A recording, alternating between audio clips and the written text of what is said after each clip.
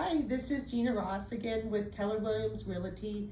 I'm here with Rich Lyons at State Farm Insurance. So if you tuned in last week, you saw us ask Rich some questions about home insurance, and we have a few more for him today. And again, we're in Boone, North Carolina. And Rich, if you want to do a quick intro, and then we'll ask you some questions. Well, good to see you again. And yes, we're located on 105 here in Boone.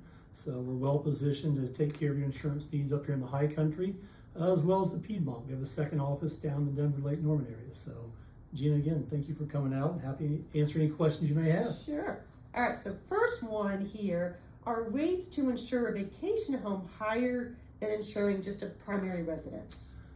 So the typical insurance agent is going to tell you it depends. And it really does. It depends on a number of factors. So if you are in a situation where this is all you have up here, it's just this home, there's no cars to bundle it with or something like that, then it could be higher. But if you have, let's say, State Farm back in Florida, we can give you the same kind of discounts here that you have there. So definitely check with your insurance carrier. Make sure that you're getting all the discounts you qualify for. But the key is, what's it going to take to rebuild that home?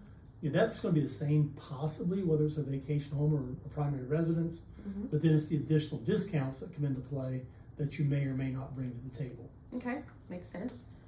Now up here we see a lot of log cabins. Are they more expensive to insure?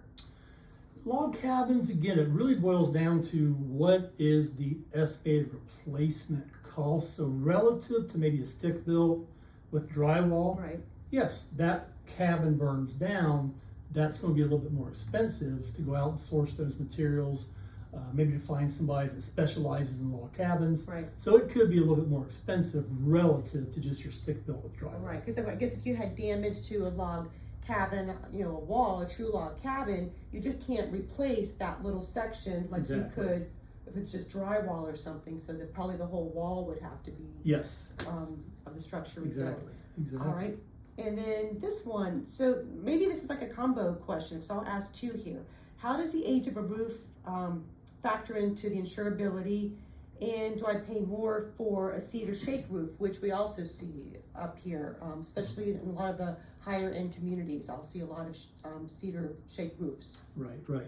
And this is going to vary a lot from carrier to carrier.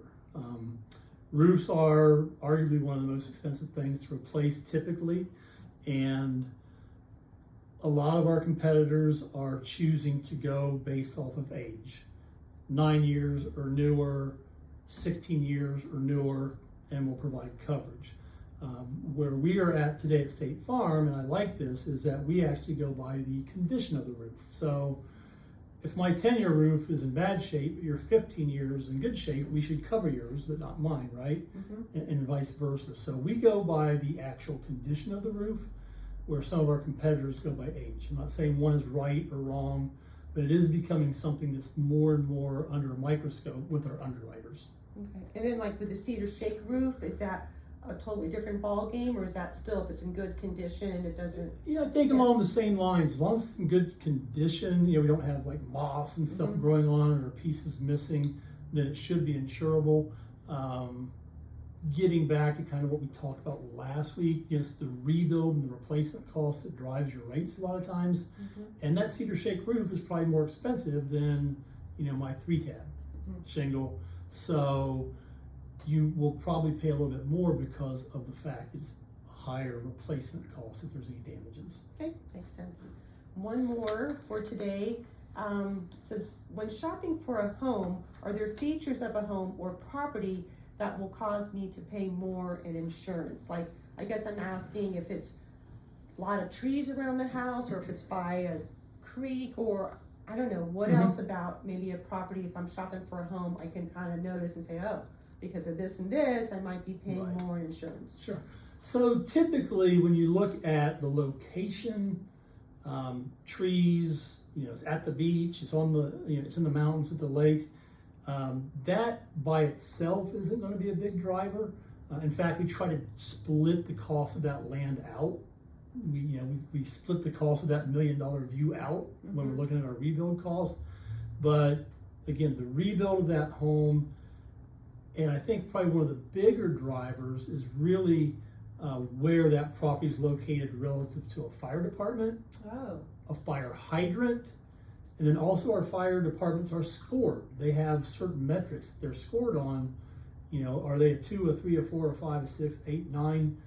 And the quicker they get out to you, the closer you are to a hydrant, the lower the premium. So if you and I have the same house, $500,000, but I'm located up on the top of a mountain in Deep Gap and it's hard to get to me, I might pay more than a Gina if you're maybe down here in more of like a subdivision situation, right. close to a fire department, close to a hydrant. That's one of the biggest drivers that surprises people.